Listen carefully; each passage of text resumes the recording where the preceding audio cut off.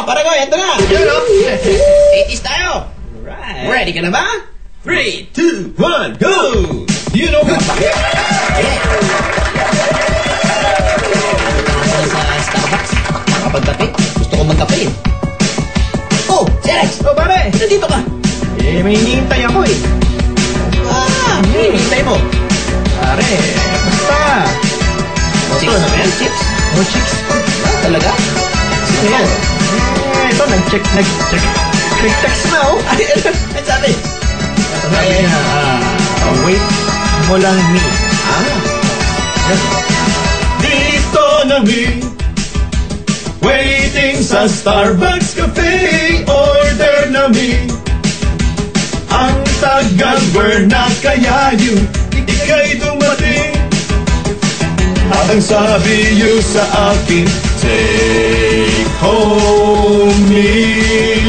Take home me. Sa inyo, take home me. Wala naman ang iyong misis. So ang aking say, nasa bahay, aking kids at nandun din.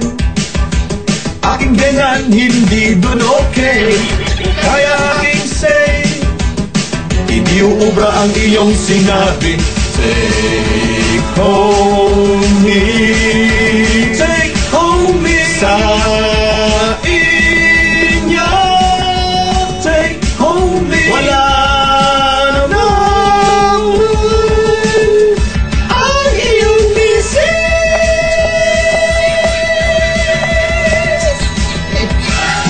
Aba, demanding naman yung chick mo. Ang kulit nga nito eh. Hindi na pwede sa bahay. Hindi talaga pwede doon. Nayayari ka doon. Andun pa yung mga bata. Andun pa yung denan kong tiger.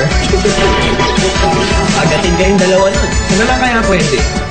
Ikaw, bahala na kayo. Malalaki na kayo. Kaya niya na yun. Oh, doon na lang. Saan? Sa Luneta. Aking say, nasa bahay, aking kids at nandun din. Aking ganan, hindi dun okay. Kaya aking say, hindi ubra ang iyong sinabi. Take home me.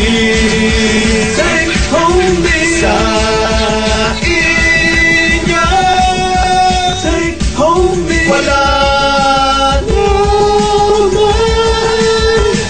ang iyong misis. Take home me. Sa inyo, take home me. Sa inyo, take home me. Sa inyo, Grabe! Delikado yung ganun. Baka naman nagpakilala mo sa'yo eh. Wala kang ano. Asawa. Kaya gusto niya dun sa bahay. Oo nga. Siyempre pag mga ganyan the moves, papaalam na may ano ka. Awa. Hindi naman eh.